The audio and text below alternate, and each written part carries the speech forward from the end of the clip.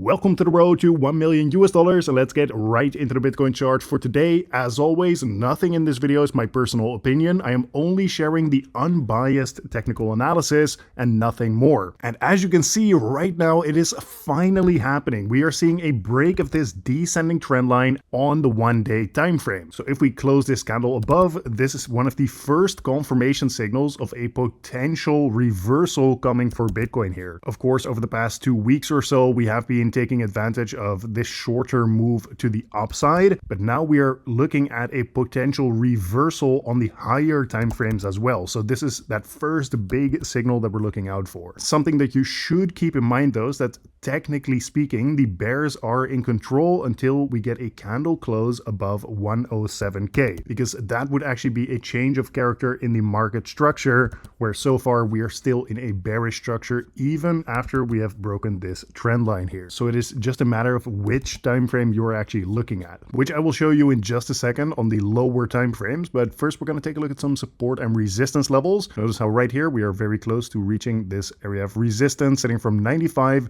all the way up to 96k. And in terms of a big level of support to the downside, that is sitting from 92 all the way down to 90,000. The reason I said earlier that it matters which time frame you are actually looking at is because while we are still in that technically bearish trend on the 1-day time frame, on the 4-hour time frame we are actually in a bullish pattern, in an ascending channel pattern, which means that for now we are simply trending to the upside. The area of resistance here is sitting at around 96k, and the level of support is sitting at around 87k, roughly speaking. And something I really want to point out today is that I saw a lot of emotion in this market today, which is of course necessary to get a pump like this on the lower time frames. But I wanted to take note of the fact that everyone is suddenly super bullish here, while really not much is actually going on. We're still just trading inside this parallel channel here. So unless we actually break out above 96k here, we need to keep an open mind about possibly coming down to the bottom of this ascending channel pattern once again. And in fact, things could get pretty bearish pretty quickly if we actually break down below 87k, because at that point, guys, what are we actually looking at? Well, we simply have this flagpole here, then we have this ascending consolidation, and if we then continue to break lower from there, this is actually what you call a bearish flag pattern, which would set up this conservative price target to the downside at around 78k.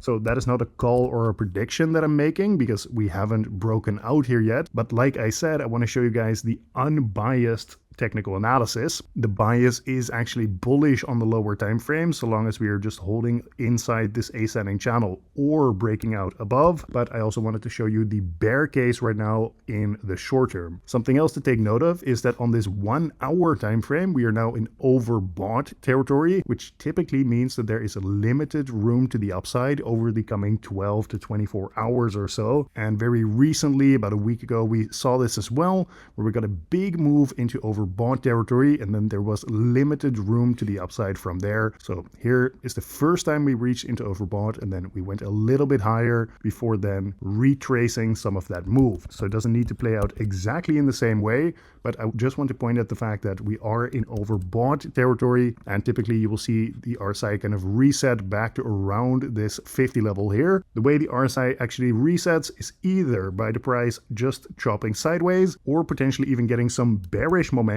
in which case the RSI will reset down much more quickly. Keep in mind that I am talking about the immediate short term here for Bitcoin. So to quickly summarize all of these time frames before we move on to the Bitcoin ETF flow tables and the Bitcoin liquidity analysis as well, right now in the immediate short term, there is a limited room to the upside. So while we are in a bullish trend, and of course just saw a big pump to the upside here, this is also a good time to be a bit more cautious if you are now entering into some kind of long position, especially on high leverage. Not financial advice, of course.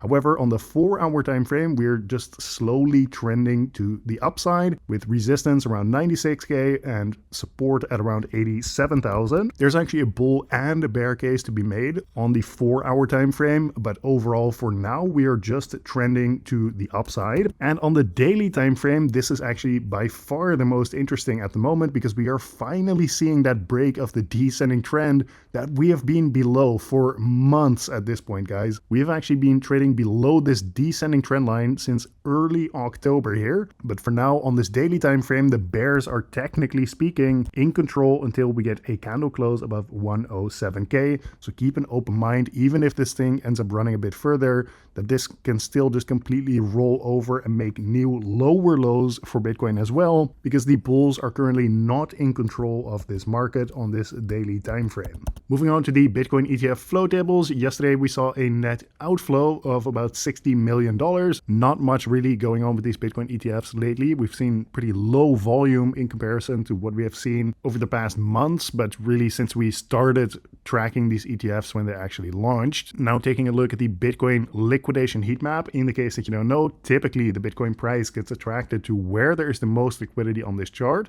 So right now we have a bit of liquidity on both sides, but especially with the RSI on that 1 hour time frame being in deep overbought territory, keep an open mind about Bitcoin possibly retracing some of this pump in order to take out some liquidity around 97.4k and even 92.9k as well. There's also a bunch of liquidity around 92.5. Most of the liquidity right now is sitting at around 89k. So this is just good to take note of, but I don't think in the immediate short term this is very likely going to get taken out. Zooming out a bit further to the 2-week time frame, here you can see that earlier today we got attracted to where most of the liquidity was, which was sitting at around 94.4k, and there is a bit of liquidity left around that area. Now zooming out all the way to the 1 year time frame, where we have massive liquidity around the 126k level, the previous all-time highs, and even at around 116.7k. But as I have said on the channel over and over again, guys, just because we have a bunch of liquidity here